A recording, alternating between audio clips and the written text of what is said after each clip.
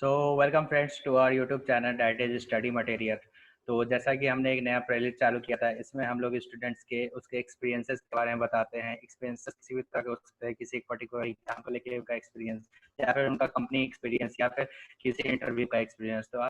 तो आज हम लोग तो आइए, आज हम लोग के साथ है चित्रांश श्रीवास्तव। इनसे हम लोग आज उनका एक्सपीरियंस पूछेंगे गेट एग्जाम को रिलेटेड, कि इन्होंने गेट एग्जाम को किस तरह से प्रिपरेशन किया, क्या इनको दिक्कत गई और क्या इनका स्ट्रेटेजी रहा।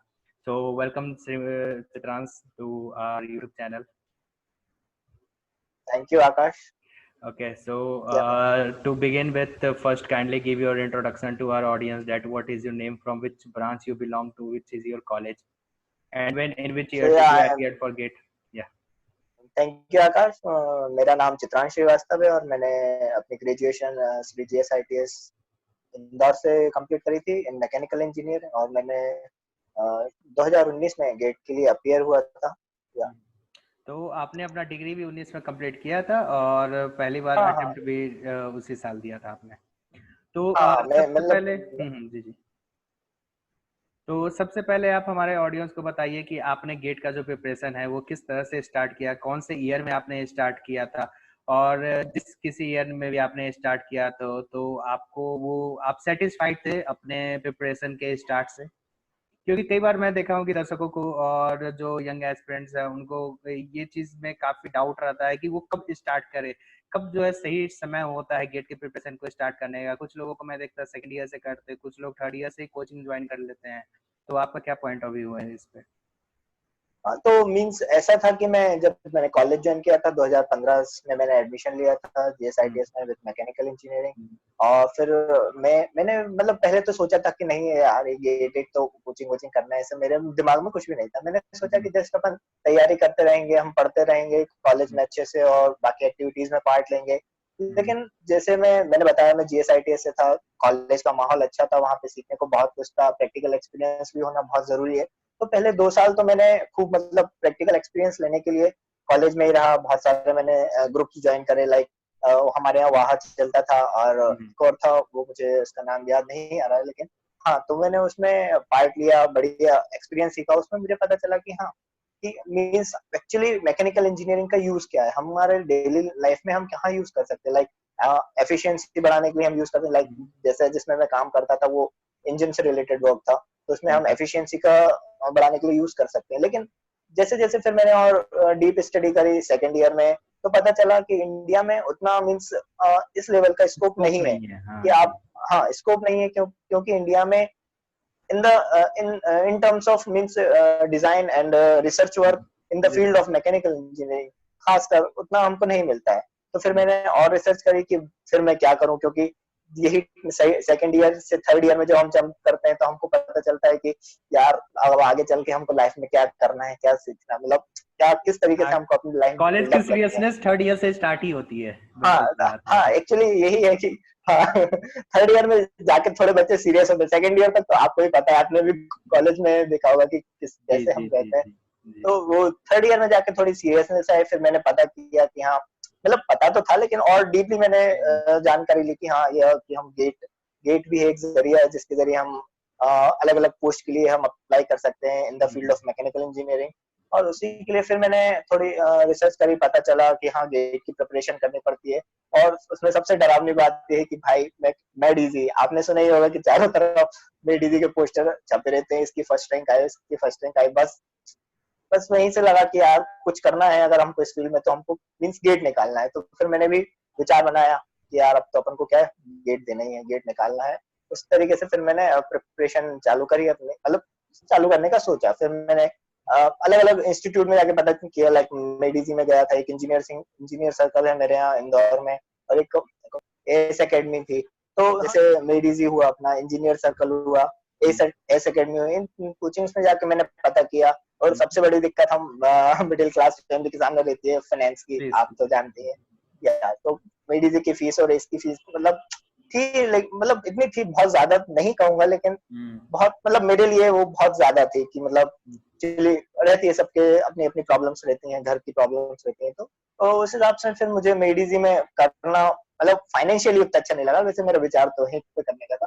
तो फिर मैंने सोचा कि मीन्स अगर हमको सेम लेवल की कोचिंग मिलती है मीन्स कहीं पैसों में, तो फिर जैसे मेरे को इंजीनियरिंग सर्कल मेरे फाइनेंशियल एस्पेक्ट के हिसाब से वो सुटेबल लगी, तो फिर मैंने थर्ड ईयर के सेकंड सेम, मतलब कौन सा वो अपना फिफ्थ सेम में या सॉरी सिक्स्थ सेम में जाके फिर मैंने बिल्कुल कंप्लीटली इंडल्ज हो गया था कि हाँ अब मुझे कोचिंग करनी है, और मैंने ज्वाइन कर ली थी। तो हाँ, जैसा आपने ये और पूछा था कि मैंने जल्दी प्रिपरेशन करी कि नहीं, तो मैं नहीं समझता कि मैंने लेट प्रिपरेशन चालू करी थी। क्यों? क्योंकि फर्स्ट ऑफ ऑल हमें उस चीज को सीखना चाहिए कि हमने जो लिया है, जैसे कोई बंदा है उसकी मैकेनिकल इंजीनियर ली है या कोई भी ब्रांच ली हो, तो पहले उसके बारे में हमको पता करना रहता है। वो हम पता कैसे करेंगे? इनिशियली हम उसके अंदर जाएंगे, डिफरेंट डिफरेंट चीजों को देखेंगे, उसके बारे में लोगों से पूछेंगे, और उससे अदर चीजें भी हम पूछेंगे, जब तो हमको पता चलेगा कि हम कहाँ पे खड़े हैं एक्चुअली। तो वो सब जानकारी इकट्ठी करना, ये सब काम अपना first second year third year half तक रहता है। लेकिन उसके बाद जब आप बिल्कुल कॉन्फिडेंट हो जाते हैं कि हाँ अब मुझे तो गेट निकालना ही है, तो वो सही टाइम रहता है कि आप थर्ड ईयर के सेकंड सेम सिक्स्थ सेम से आप चालू कर देते तैयारी। तो मैं तो इसको नहीं कहूंगा कि मैंने गलत टाइम पे चालू करा, लेकिन हाँ उसमें फिर अब आप क्या रहता है कि आप उसी टाइम पे आप कोचिंग ज्वाइन करते हैं, उसी टाइम आपका फाइनल ईयर भी चालू हो जाएगा, तो आपको प्रोजेक्ट से रिलेटेड बहुत प्रॉब्लम आएंगी। सभी लोग अपने करियर के प्रति चिंता रखते हैं, तो सभी कहीं ना कहीं इन्वॉल्व हो ही जाते हैं। तो हाँ, मैं तो नहीं कहूंगा कि sixth same is bad time, but अगर उससे आप लेट होते हो तो जरूर कहेंगे कि हम लेट चल रहे हैं थोड़ा। तो सिक्स्थ सेम जनवरी में, क्योंकि हाँ जैसे देखा जाए तो गेट को भी प्रिपरेशन इज आई थिंक हाँ एक साल की तैयारी is comfortable for any branch और एनी सब्जेक्ट। सो हाँ उस हिसाब से मैं नहीं कहूंगा कि मैंने लेट तैयारी चालू की थी। या तो जैसा मैंने कुछ देखा, कुछ एस्पिरेंट्स या फिर मेड इजी कोचिंग जो अब नया स्कीम लाई है 2 year programme, 2 year classroom programme, उसमें जो है आप कुछ सब्जेक्ट फर्स्ट ईयर में पढ़ लो, कुछ सब्जेक्ट सेकंड ईयर में पढ़ लो। इससे क्या होता है, स्टूडेंट्स को काफी टाइम मिल जाता है। तो एक बेनिफिट ये रहता है कि टाइम मिल जाता है, लेकिन एक डिसएडवांटेज ये मैं देखा हूँ स्टूडेंट्स में कि वो काफी अर्ली प्रिपरेशन करने लग जाते हैं। फर्स्ट ईयर हो गया या सेकंड ईयर हो गया, उसी में अगर कोचिंग चले जाते हैं तो उनको ये दिक्कत होती है कि उनको सब्जेक्ट का बेसिक नहीं पता होता, क्योंकि अब आप मेडिजी में जा रहे हो तो वहाँ उस बेसिक लेवल से तो नहीं पढ़ाया जाएगा। वहाँ दे आर एक्सपेक्टिंग कि you are having some idea, basic idea about the subject, और फिर वो उसको कॉन्सेप्ट को और बिल्डअप करेंगे, तो वो दिक्कत जाती है। तो आपके ख्याल से third year is the good time to start the third year best time. क्यों? क्योंकि जिस चीज में हम जाने वाले हैं पहले उसके बारे में आपको नॉलेज होना भी तो चाहिए। बिल्कुल बिल्कुल। हाँ, आप पहले पता कर लो, आप पहले खुद सेटिस्फाई हो जाओ कि मुझे करना क्या है। ठीक है। अब लोग बाग क्या करते हैं कि फर्स्ट ईयर सेकंड ईयर में ही जाके कोचिंग ज्वाइन कर ले, क्योंकि उनको आगे कोई रास्ता दिखाई नहीं देता। ये गलत चीज है लोगों के मन में, ये लोगों की गलत धारणा है। मैं सही गाइडेंस नहीं मिलता लोगों को, सही गाइडेंस नहीं मिल पाता लोगों को, वही पाथ फॉलो करते हैं जो उनको सीनियर्स फॉलो कर रहे हैं, या फिर बता देते हैं। वही ओके। सो जब मैं बात करूँ प्रिपरेशन का, तो आपने जैसे कि जनवरी में प्रिपरेशन स्टार्ट किया था और फरवरी में एग्जाम होते हैं नेक्स्ट ईयर के फरवरी में, तो आपके पास 1 ईयर ऑफ प्रिपरेशन था। तो आपने किस तरह से अपना फोकस किन सब्जेक्ट पे रखा? जैसे कुछ सब्जेक्ट होते हैं जिनका वेटेज ज्यादा होता है, कुछ सब्जेक्ट का वेटेज कम होता है, कुछ सब्जेक्ट को ज्यादा डीप तक पढ़ना होता है, कुछ सब्जेक्ट होते हैं जिनको मेमोराइज करना होता है, कुछ को प्रैक्टिस ज्यादा करना होता है। तो आप इन सभी को किस तरह से इक्विलिब्रियम बना के आगे बढ़े थे?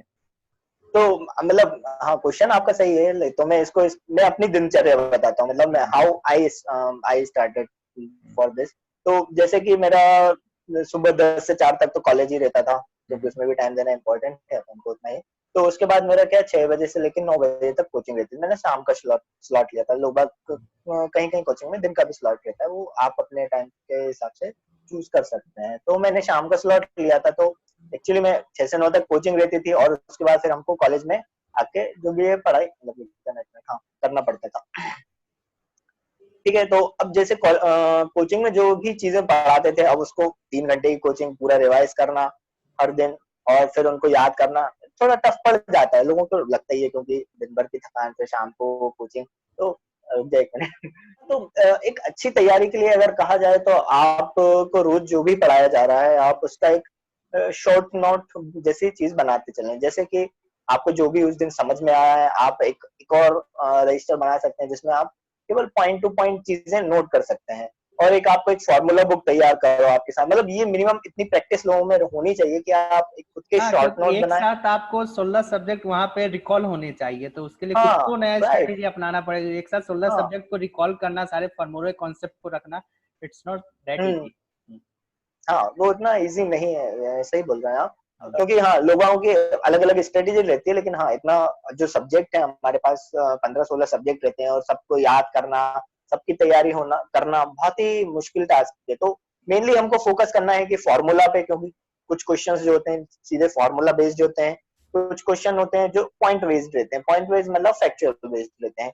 तो हमको जो शॉर्ट नोट बनाने हैं वो हमको concept wise plus formula wise ये बना के हमको रोज बनाना है, उनको इनका रिवाइज करना है। जब भी आपको खाली टाइम मिले आप उनको रिवाइज कर लीजिए और उनको देख लीजिए। इससे क्या है कि हम पुराना भी रिवाइज कर लेते हैं और साथ में जब भी हम उस पॉइंट को पढ़ेंगे तो आपको क्या उसके आगे पीछे की कहानी समझ में आएगी। आप जैसे ही वो पॉइंट पढ़ेंगे आपको लगे पता चलेगा कि अच्छा इसके पहले ये पढ़ाया था, इसके बाद ये पढ़ाया था।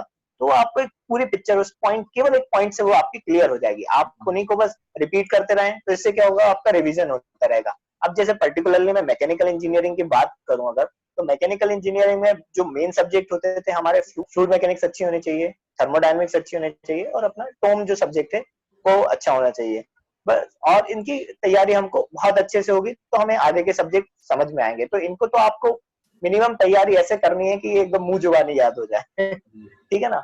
तो उससे क्या होगा कि आगे आने आने वाले जो सब्जेक्ट हैं उनमें आपको ज्यादा प्रॉब्लम नहीं आएगी। उसके बाद अगर देखा जाए, अगर वेटेज वाइज देखा जाए तो गेट में जो वेटेज रहता है सबसे ज्यादा I think manufacturing and industrial engineering का रहता है। तो और वो सब्जेक्ट ऐसे हैं कि वो थोड़े थ्योरेटिकल सब्जेक्ट भी पढ़े जाते हैं, क्योंकि उसमें काफी न्यूमेरिकल कुछ के उसमें साथ याद साथ करना उसमें होता है। याद करने की चीजें भी रहती हैं। तो उन उसके लिए मैं कहूंगा कि आप यही शॉर्ट नोट की प्रिपरेशन, मतलब जो स्ट्रेटेजी है आप उसी को फॉलो करते रहें। और हाँ मैं आपको एक बहुत इंपॉर्टेंट बात आपको मैं बता दूं कि जो हम जब भी आप पता करने मतलब देखेंगे ना, तो लगभग 7 to 8 मंथ में वो आपको इंजीनियरिंग या गेट का कोर्स कंप्लीट करा देगी। कोई भी इंस्टीट्यूट है वो 8 महीने से ज्यादा आपको नहीं खींचेगी, 8 महीने में आपका सारा कोर्स जो है वो खत्म करा देगी। तो यानी कि जैसे मैंने जनवरी में ज्वाइन किया था तो मेरा अक्टूबर मिड तक लगभग सारा सिलेबस खत्म हो गया था। केवल मैं गेट की बता रहा हूँ, नॉट आईएएस। जो आईएएस की तैयारी करते हैं उनके लिए थोड़ा और टाइम है और टाइम भी बहुत ज्यादा चाहिए। तो केवल गेट के लिए मैं बता रहा हूँ कि गेट का कोर्स लगभग मेरा अक्टूबर मिड में खत्म हो गया था। उसके बाद मेरे पास केवल 3 महीने थे, 3 महीने में मेरे को प्रिपरेशन करनी थी। तो अब वो 3 महीने के लिए पता है क्या, मतलब 3 महीने में केवल हमको वो शॉर्ट नोट पे फोकस करना है, जो भी हमारे वीक सब्जेक्ट्स हैं उन पे हमको फोकस करना है। और हाँ मतलब अक्टूबर के बाद जो हमारा मेन टाइम है ना, वो हमारा केवल इसमें टेस्ट सीरीज में ही जाना चाहिए, क्योंकि हम इतना कुछ अपने दिमाग में बैठा चुके हैं, पढ़ चुके हैं। तो उनको कहीं अप्लाई करना है तो हमको वैसा माहौल क्रिएट करना पड़ेगा। हमको test series different different coaching institute की टेस्ट सीरीज आप ले सकते हैं। आप और जहां जितनी भी मिल सके आपको बस क्वेश्चन सॉल्व करना। आप किसकी प्रेफर करोगे टेस्ट सीरीज लेना? आप टेस्ट सीरीज देना वो एक्चुअली क्या है, टेस्ट सीरीज देना तो सभी की चाहिए।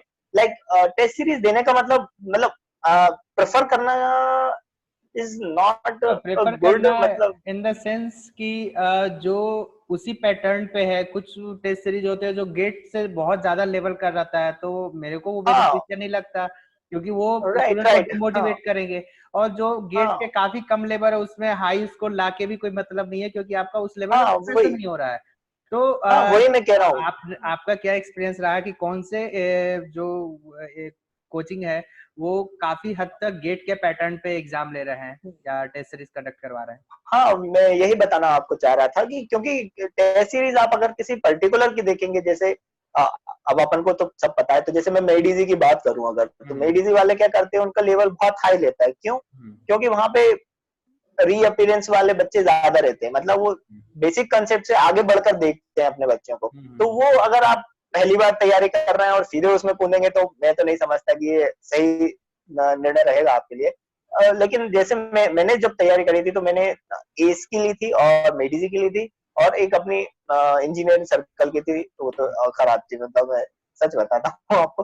तो मेरे को जिसमें एस की अच्छी लगी थी, जिसमें जो क्वेश्चंस थे वो अपने हाई लेवल के भी थे और कॉन्सेप्ट से रिलेटेड थे, और जो गेट का पैटर्न जिस हिसाब से आता है उस टाइप के क्वेश्चन भी उसमें होते थे। ओके। तो लाइक जैसे गेट का पैटर्न आपको पता ना हो तो मैं बता देता हूँ। तो जैसे उसमें 65 क्वेश्चंस रहते हैं, जिसमें से 1/3 1 मार्क के रहते हैं और 2/3 2 मार्क्स के रहते हैं। और 2 मार्क्स के में भी दो टाइप के पैटर्न होते हैं, एक अपना ऑब्जेक्टिव टाइप रहता है और एक न्यूमेरिकल डेटा टाइप रहता है। तो ये क्वेश्चंस की प्रिपरेशन का मतलब जिस हिसाब से डेप्थ होना चाहिए वो हमको एस की सीरीज में मिल जाएगा। लेकिन मैं ये नहीं कहूंगा कि केवल आप एस की सीरीज से तैयारी करें।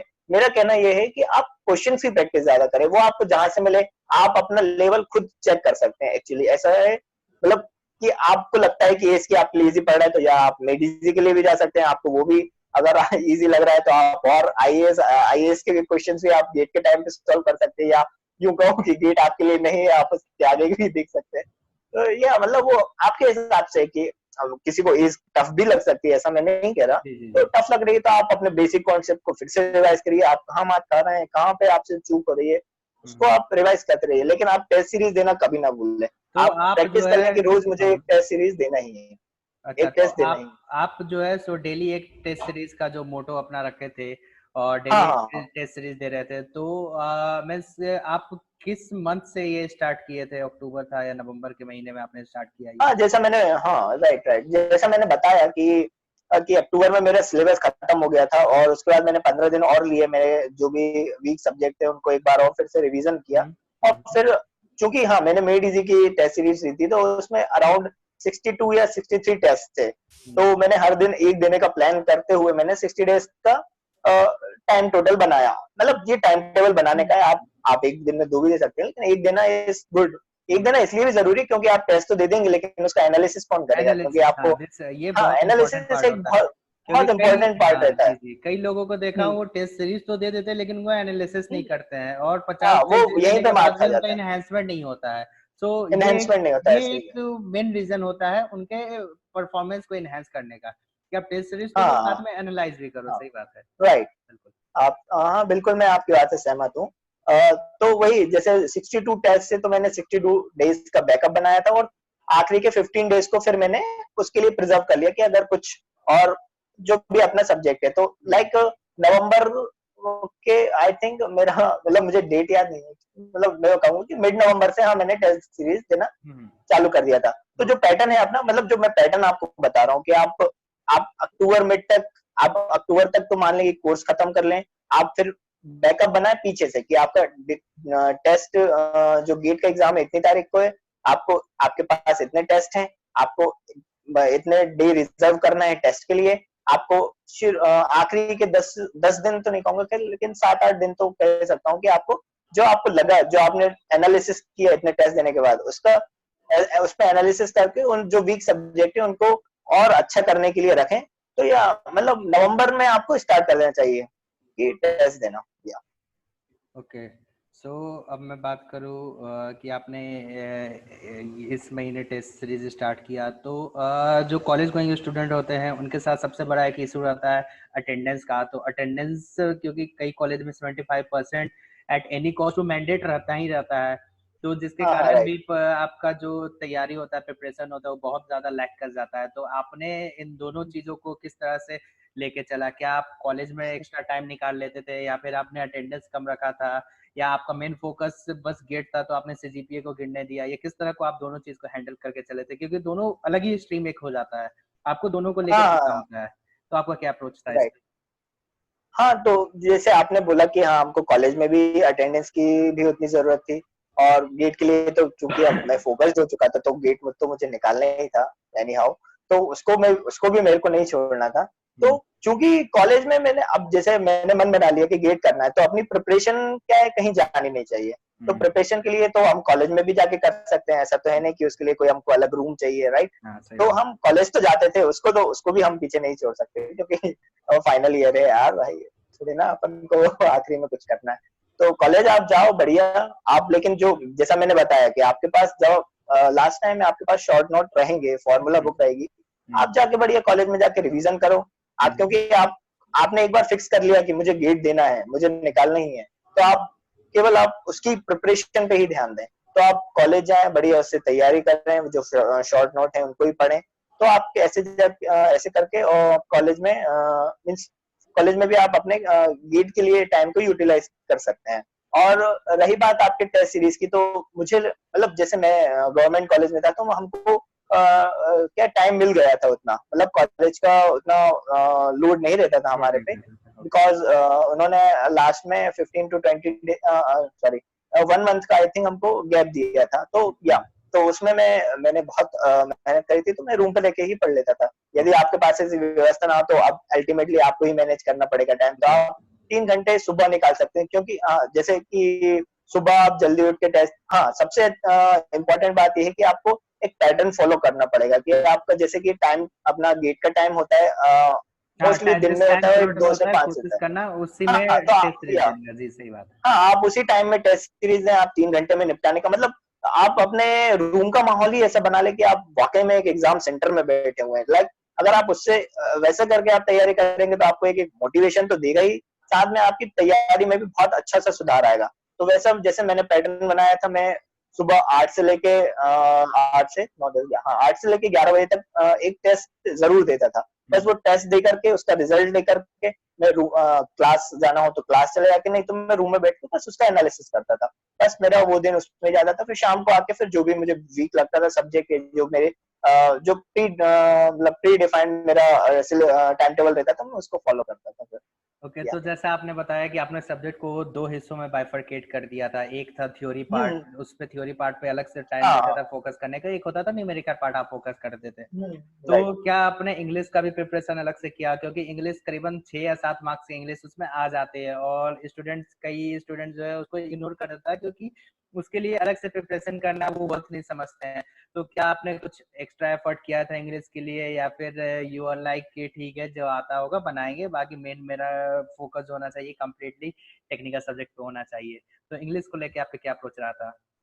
नहीं, इंग्लिश को लेकर जैसे मीन्स जैसे मैंने एग्जाम क्वेश्चंस देखे थे जो मैं तैयारी कर रहा था, तो उसमें तो कठिन क्वेश्चन थे बेसिकली। वो तो ऐसा लगता था कि मेरे को तो बिल्कुल इंग्लिश नहीं आती, लेकिन जो गेट का एग्जाम था उसमें भी टफ इंग्लिश नहीं रहती है। तो मीन्स अगर आपकी एक नॉर्मल तैयारी भी है इंग्लिश में तो आप इजीली दे सकते हैं इंग्लिश का, उसमें कोई इश्यू नहीं है। तो जैसे कि हाँ, आपको जैसे बेसिक्स इंग्लिश तो आती ही होगी, तो आपको उसके लिए अलग से तैयारी करने की जरूरत नहीं है। लेकिन क्या हम उसको छोड़ सकते हैं?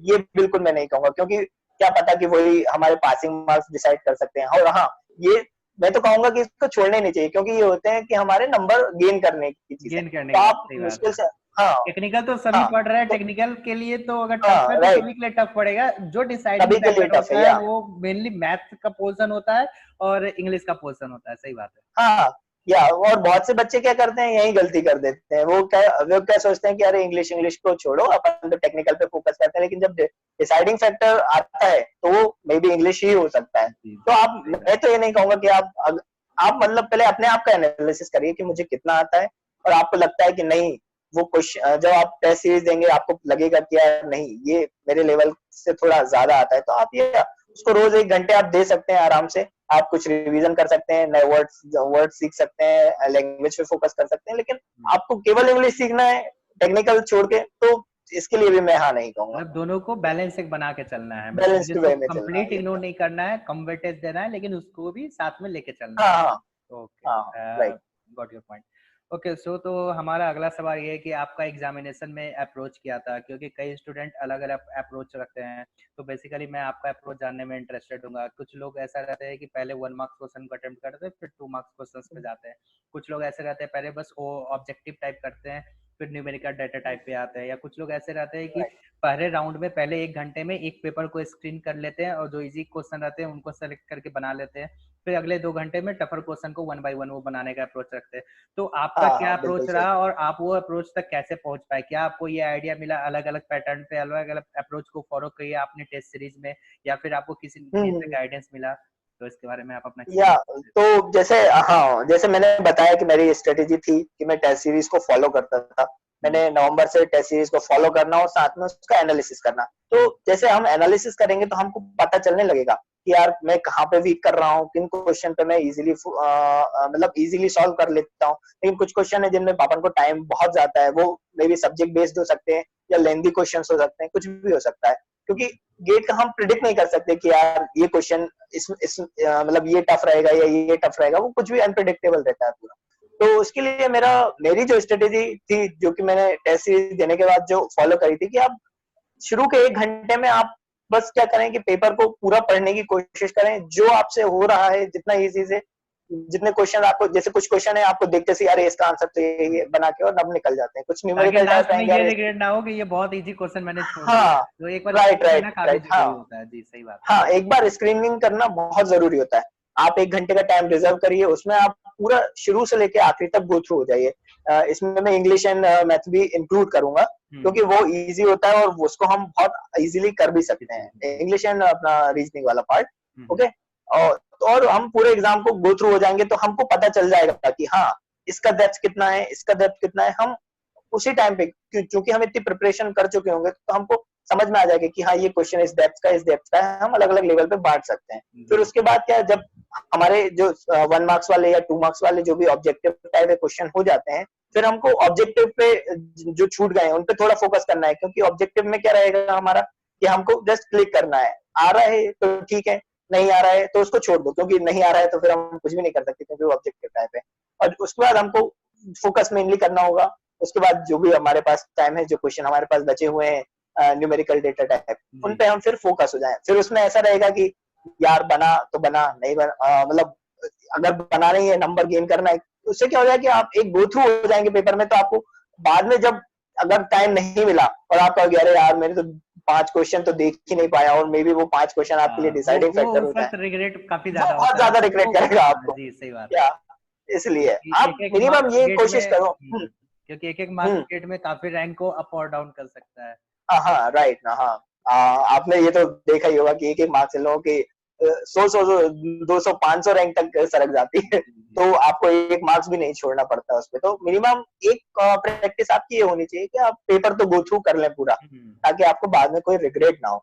उसके बाद फिर जितनी आपकी प्रिपरेशन है आप उस हिसाब से क्वेश्चंस बनाते जाएं। और अगर आपको लगे कि आप किसी क्वेश्चन में फंस रहे हैं, तो उसको आप वहीं छोड़ दें, तुरंत छोड़ दें, और अगला क्वेश्चन पे आप फोकस करें, क्योंकि वो आपका टाइम ज्यादा कंज्यूम करेगा और उतना रिजल्ट नहीं देगा। उसके बदले आप अगर 2 क्वेश्चन और आगे के सॉल्व कर लेंगे, तो वो आपके मार्क्स ज्यादा बढ़ा सकते हैं।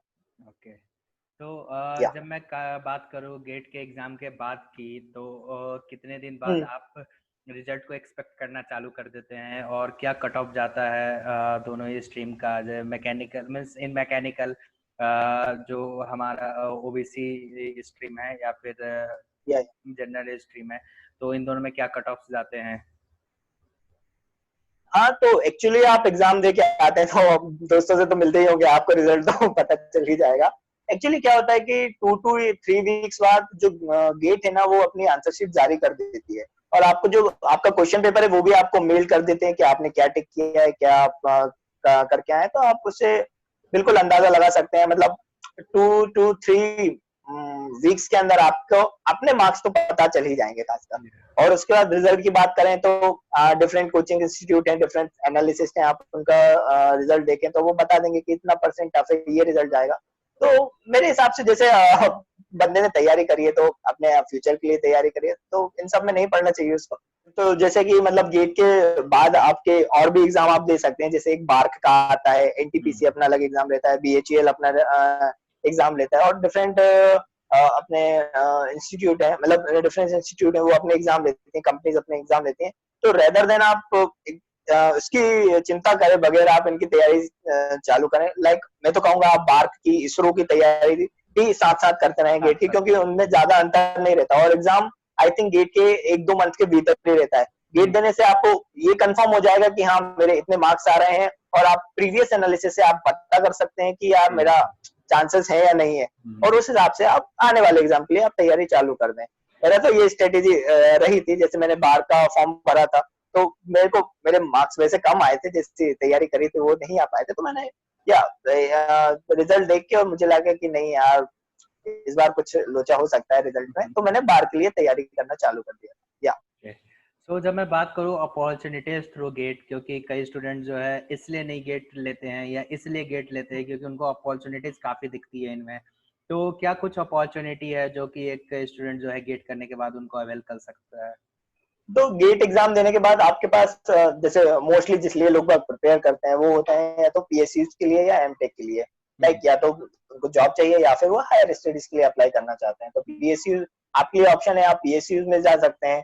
हाँ, तो पीएसयूज में हम जा सकते हैं। पीएसयूज हैं जैसे एनटीपीसी, बीपीसीएल है, एचपीसीएल, अपना ये अपना एचएएल है, तो डिफरेंट डिफरेंट पीएसयूज हैं, उसके लिए आप अप्लाई कर सकते हैं। यदि आपकी रिसर्च में करने की जिज्ञासा है तो आप एमटेक के लिए अप्लाई कर सकते हैं। आप एमटेक के लिए ऐसा है कि आप करना हो तो मिनिमम आपको में गेट क्वालिफाइड होने चाहिए। तो आप गेट क्वालिफाइड हैं तो आप आईआईटीज में, एनआईटीज में, या इंडिया में कोई भी आप कॉलेजेस में एमटेक के लिए अप्लाई कर सकते हैं। इंडिया ही क्यों, आप फॉरेन में भी अप्लाई कर सकते हैं, क्योंकि ओके। कुछ यूनिवर्सिटीज गेट के थ्रू भी रिसर्च फील्ड में आने के लिए इनवाइट करती है इंडियन पीपल्स को।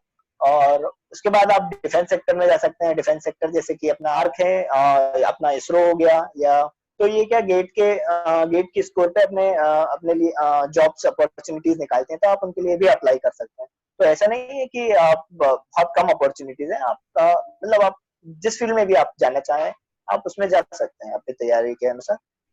तो आपसे बात करके काफ़ी अच्छा लगा। होपफुली ये जो सेशन था हमारे यंग एस्पिरेंट को काफ़ी पसंद आए। आखिरी में बस आखिरी सवाल मैं ये पूछना चाहता हूँ, आप एक कंसाइज वे में क्या एडवाइस देना चाहते हैं यंग एस्पिरेंट को जो आगे प्रिपरेशन करने जा रहे हैं गिट के लिए?